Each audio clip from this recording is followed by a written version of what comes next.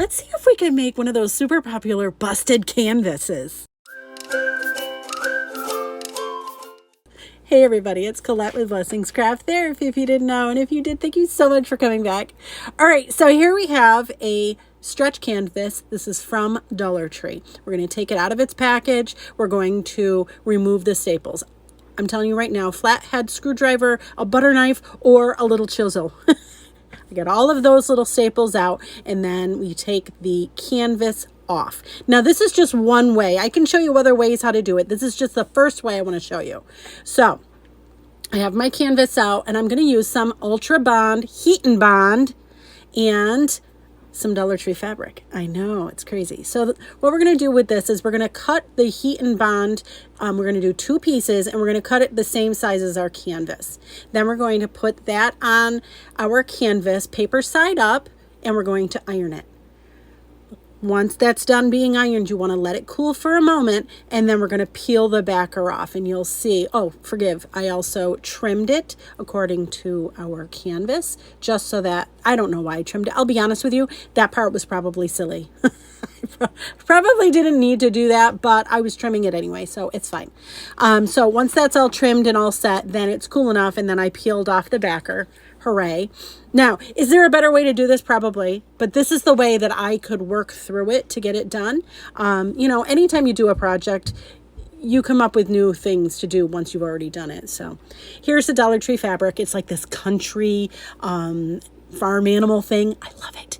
And we're going to just iron that on to our Heat and Bond that we just did. So it's like a sandwich, right? Wrong side of fabric to the Heat and Bond, and then we iron it. And I did it this way first just because I wanted to make sure that the canvas got really flat. So I ironed it this way, and I'm using a piece of parchment paper just to make sure that I didn't mess up my iron, or I didn't mess up the canvas. And then here's that second piece of Heat and Bond. And I'm going to put that on the top. So we have our farm animals on the bottom. Now we're going to put our Heat and Bond, same process though. We're going to put that on the top part of our canvas. And then we're going to do the same process, iron it on. I trim my fabric. I didn't trim it before because I didn't think it was necessary. And then we're going to peel our backer off. And then we're going to add the other Dollar Tree fabric on that. I'm just trimming as I go. I don't know about you, but trimming fabric is always the bane of my existence. It always is so tedious. So I just do it as I go. So here it is. And again, we're going to just remove that paper backer, and you'll see it's shiny underneath. So our sticky part is going to be there. Our Heat and Bond is bonded to our canvas. So we're going to peel that off. And part of me wonders if I even needed to use the canvas, but having that extra stability was probably necessary. So this stripy fabric is Dollar Tree fabric as well, and I put that pretty side down. So we're making a big sandwich, right? The canvas is in the middle with the Heat and Bond, and now we've got our fabric on both sides, and we're going to iron it. I will say you don't need to put parchment paper or whatever when you're doing the fabric, but I do find that when I use it, because it makes my iron glide over the fabric much more easily, and it doesn't skip. If you know about ironing fabric, sometimes it's a little catchy, and this isn't. When you put the parchment paper over it, it doesn't catch or anything. It's really nice. So I do that side, and then I'm going to flip it over, and I'm going to do the same thing, just iron the other side. We just want to make sure that that Heat and Bond bonds to the fabric and is all stuck and ready for the next process. So once that's done, you do want to let it cool a little bit, because if you don't, the adhesive, it's still wet kind of thing, and it could come apart. So all I'm doing here is just trimming. Now that it's cool, I'm just trimming it down, easy peasy. It does not have to be perfect. And then the wood frame, remember the wood frame we took our canvas off of? Now we're going to take our fabric that we just did our Heat and Bond with. Now, whatever fabric you want to be, you have to just figure out, because we're doing the busted canvas, we're going to be peeling or rolling. The inside fabric is going to be on the outside. Just wait and see. I'm not explaining it very well. This is how I choose to do it. Now, you could glue this, but I feel like it wouldn't be as secure. So I'm just using my staple gun and I'm stapling it all around that wood frame. Again, because I've done many of these busted canvases now, I am finding new ways to do them. So again, if you're interested, I will post more videos on how to do the busted canvas and other ways to do busted canvases. This is just one way.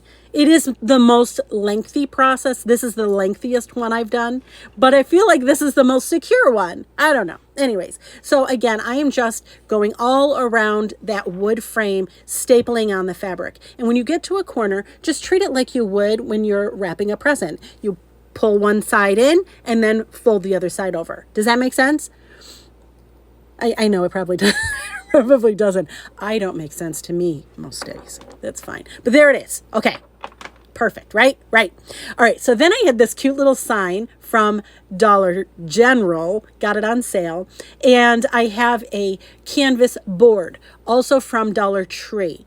I removed our little sign's handle, and now I'm using some heavy duty glue. Now you could use E6000 if you're not allergic, but I am. But this Aleene's heavy duty glue works like a charm and it doesn't make me sick. So I put a few dots of that around our little sign.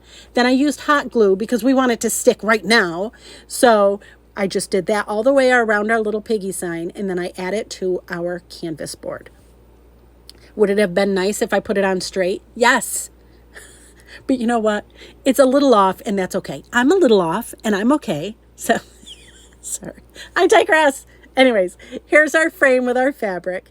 And what we're going to do is take a rotary cutter. Now, I got this at Dollar Tree. Has anybody else seen those? It is such a good little rotary cutter. I love it.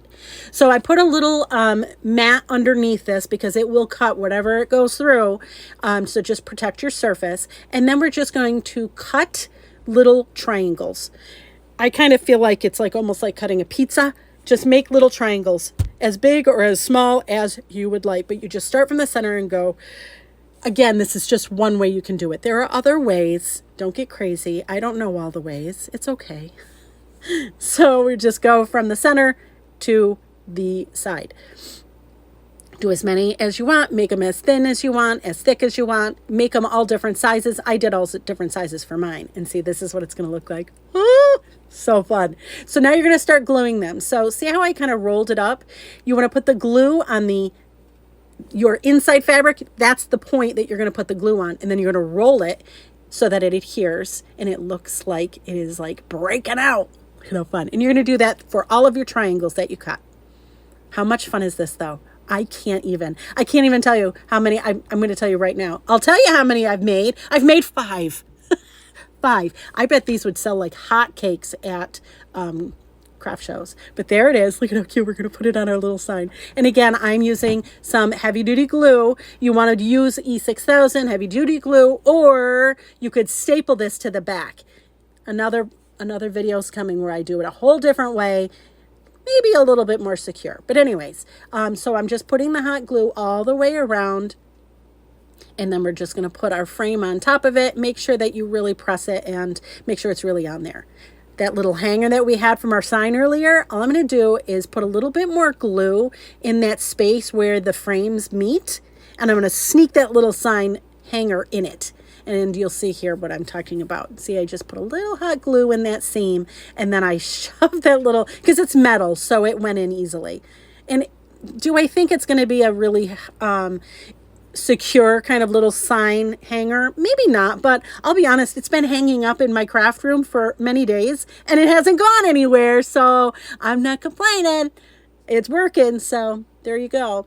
But look at how cute this is. I can't, like, stop. It is so cute. I can't even stand it.